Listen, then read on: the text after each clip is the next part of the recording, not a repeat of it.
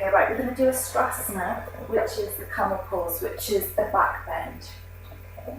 So when we come onto our mat, we want our legs, knees, hip distance apart, and stand up nice and straight. Now for this, we're not going to be really pushing the lumbar. We're going to protect the lumbar by using our shoulders and by using the front of our legs, okay, the muscles here, okay, the front of our thigh muscles. Alright, so I've got my feet, I've got the front of my feet flat on the floor. We're not going to tip the toes under or anything like that. Now, I'll do the first variation without any supports, just so I can talk you through the pose. Okay, so I'm going to be nice and straight. It is a back bend, but again, we're not forcing the lumbar. We've always got to protect the back. So if we breathe up and bring ourselves up, keep that lumbar in and down. Okay. Now what we're going to do, I'm not going to tip the head back. You never tip the head back until the last moment, until you're in the pose. So I'm going to keep my chin parallel to the floor. I'm just going to keep my gaze forward. Now, if we think of our shoulders when we're in Shavasana, when we roll our shoulders in and back, and it kind of sort of lifts our chest.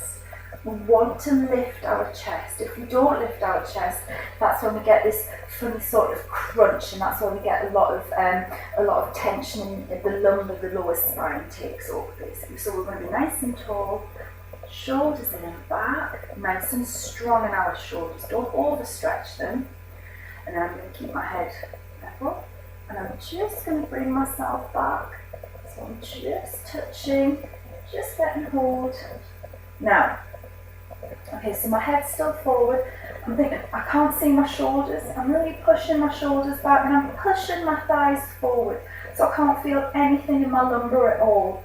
So that's nice and comfortable. I can feel it in my arms, I can feel it in my biceps. And then I'm going to drop the head completely when I'm ready. So it's nice, relaxed, nice and long neck. If you try and take the neck back first, that's not good, you're going to cause a lot of strain. Now to come out, I've still got my neck back. I'm not going to bring my neck forward until I'm almost there. My neck comes up on my body. I don't bring my head forward first. If it's too uncomfortable, don't drop your neck at all. A variation of that is, okay, if we think, well, if our hands want to be here, but I can't get them here, we want blocks where our heels are, but just to the outside edge, not to the inside. You might at first just think, right, some people get a little bit nervous about doing this. So you could find a position for your hands that's comfortable for you. I find it better with my fingers facing backwards. You might want them forwards, but I think facing backwards is probably better. And it might be that just there's enough for you, just even that you can get the feeling in the front thighs. Okay. And you might think, oh, and I might take my head back. Some people that's enough. Okay. And careful those blocks won't wobble around. Okay. You might take them a little bit lower. But again, it's a pose that you really, really need to work in. You never rush into ustrasana. If you have any neck or shoulder problems, in fact, I wouldn't advise it at all. But if you're okay with the shoulders and the blocks are fine, use the blocks just to get that, even just that little bit of a push on your forward thighs, protect the back, and use those shoulders for stability. Okay, so that's camel pose, ustrasana.